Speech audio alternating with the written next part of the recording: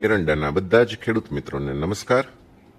એરંડાની બજારમાં બધાનો રસ વધી ગયો છે, એટલા માટે વધ્યો છે કારણ કે બજાર ઘટી ગઈ છે। ગઈકાલે વાયદામાં ભયંકર કડાકો થયો, નીચલી સર્કિટ જેવો માહોલ થઈ ગયો હતો। સર્કિટ નહોતી પણ કડાકો મોટો હતો।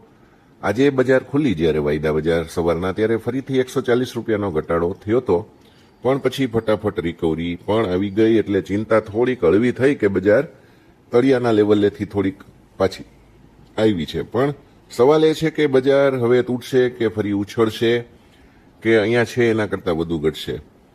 બહુ મહત્વની વાતચીત વિડીયોમાં આપણે કરશું, નિકાસના આંકડા સાથે, વાયદાના લેવલ સાથે બધી જ વાત કરી છે। તો આખો વિડીયો જરૂરથી જોજો અને ગમે તો લાઈક કરજો, કોમેન્ટ અવશ્ય કરજો।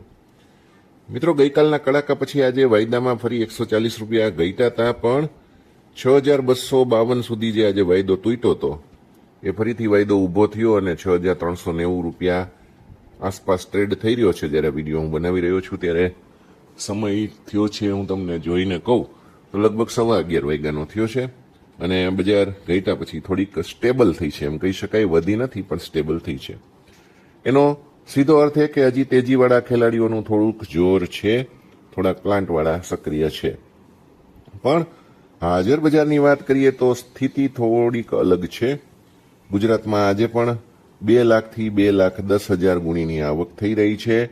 ગયા ગુરુવારે 80,000 ગુણીની આવક હતી, એ પછી શુક્ર શનિવારે 2 દિવસ લગભગ 1.25 લાખ, પછી 2 લાખ ગુણી, કાલે 2 લાખ ગુણી, આજે 2 લાખ ગુણી કરતાં વધારે આવક થઈ છે। અને આપણે તમને વિડીયોમાં અગાઉ પણ કહ્યું હતું કે આવકનું જોર વધશે તો બજાર નહીં ટકે। અત્યારે એવી જ પરિસ્થિતિ છે।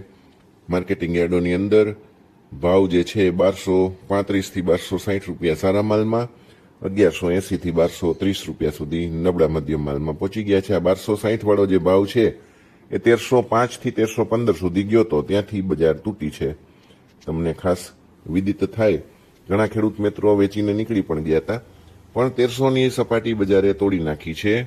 અને મંદીનું કારણ શું છે એની વાત કરું તો આવકનો જોરદાર પ્રવાહ છે, ઉત્પાદન 11% વધારે છે, નિકાસ થોડીક ઘટેલી છે। એ ઉપરાંત ક્રૂડ તેલ પાછળ જે તેજી થઈ હતી એનો હવે હાલ પૂરતું સ્ટોપ આવી ગયું છે, ફૂલ સ્ટોપ છે।